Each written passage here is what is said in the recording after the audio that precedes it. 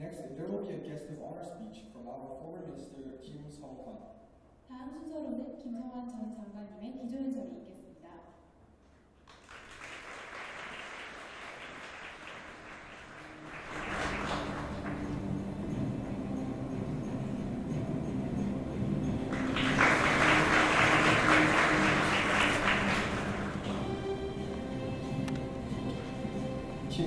Kim Sung-hwan was a career diplomat and served as the Minister of the Ministry of Foreign Affairs and Trade. He was appointed as a member of the UN Secretary-General's high-level panel of eminent persons on the post-2015 development agenda. Please welcome him with another round of applause. Thank you. Thank you for your kind introduction. And good afternoon, dear young friends and our future diplomats, and Dr. Lee Byung-ho and President Seo Myung-hun, and ladies and gentlemen. I'm pleased to be here at this Gyeonggi Academy International Conference, Model United Nations 2017. And I wish to welcome all the participating students from home and abroad. Actually, this is my third attendance in this conference, and I'm pleased to note that the conference evolves in the most desirable direction year by year. I see two aspects. One is agenda items of the conference have become very specific and sophisticated. And the second one is formation becomes more realistic. As you already saw in the opening motion picture, I understand that you will be dealing with various issues under the concept of action for humanity.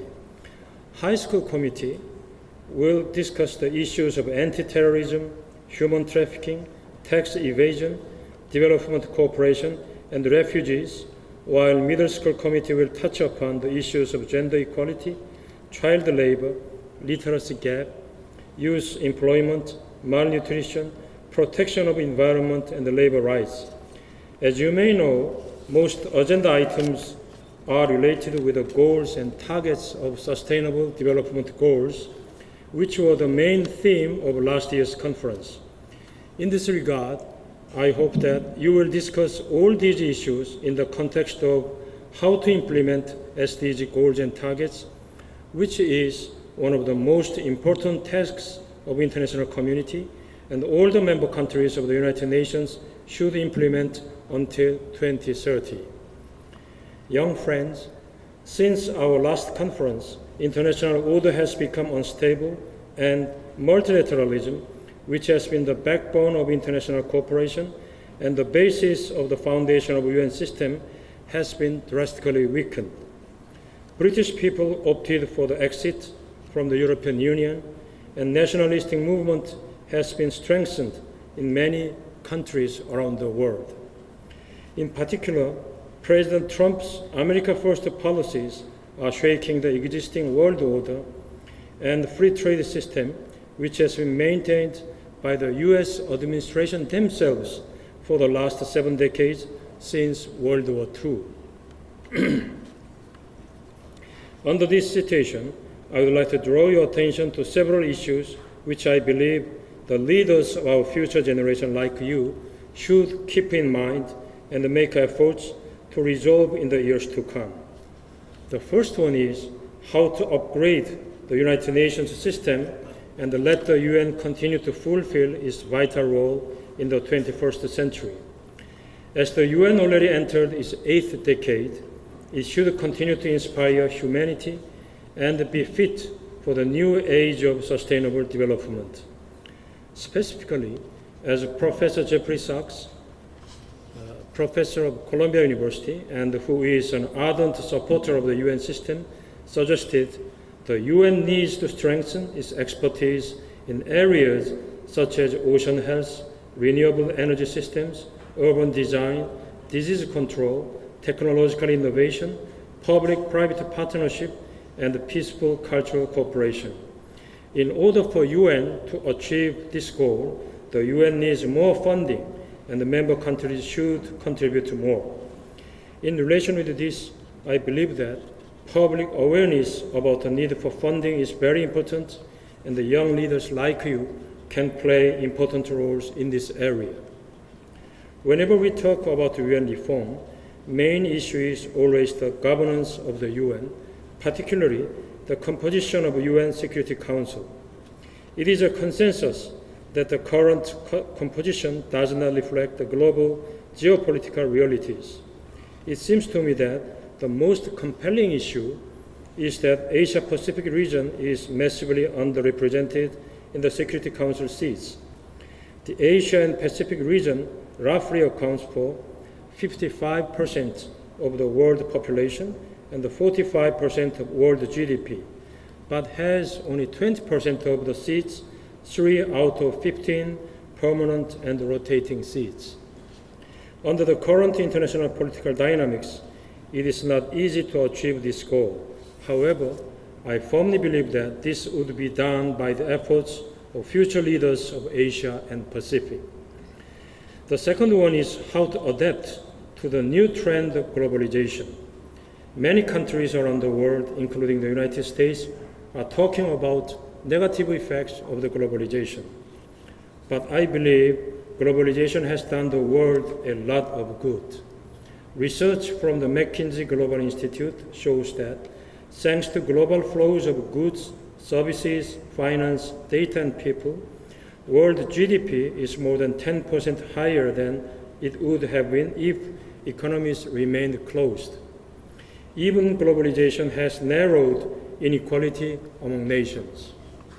However, in recent years, there have been some signs of the slowdown of globalization.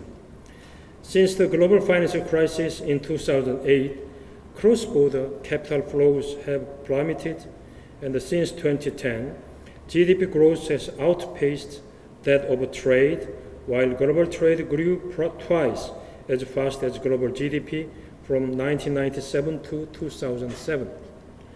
But it is not to say that globalization is in retreat. Rather, globalization is evolving into digital phenomenon. Just 15 years ago, cross-border digital flows were almost non-existent. Today, they have a larger impact on global economy than traditional flows of traded goods.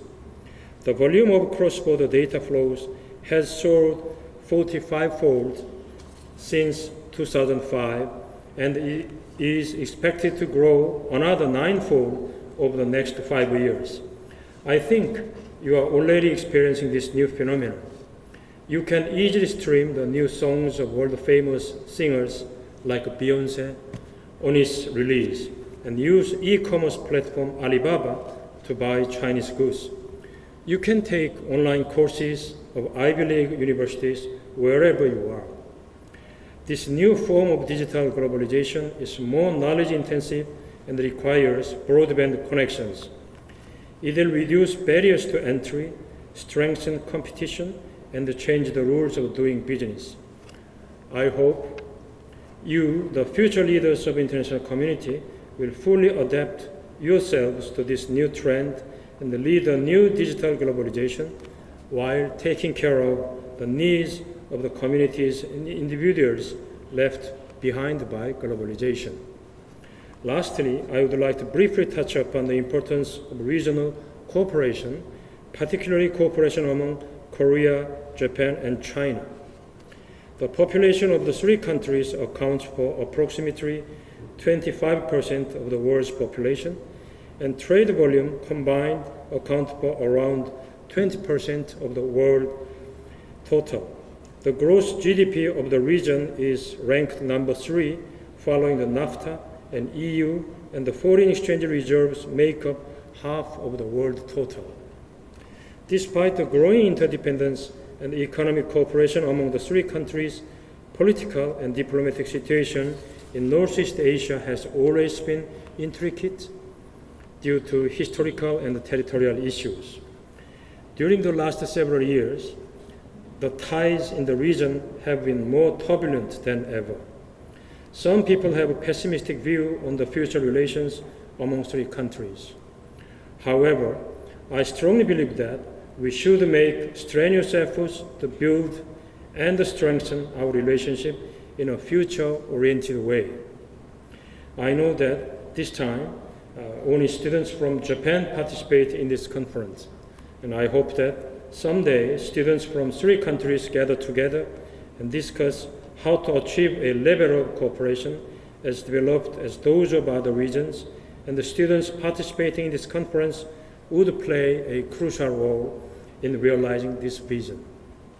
Young friends, there is a saying that only visionaries can change the world. I hope that through discussion in this conference, you will nurture yourselves as the change makers of the world. I thank you for your attention.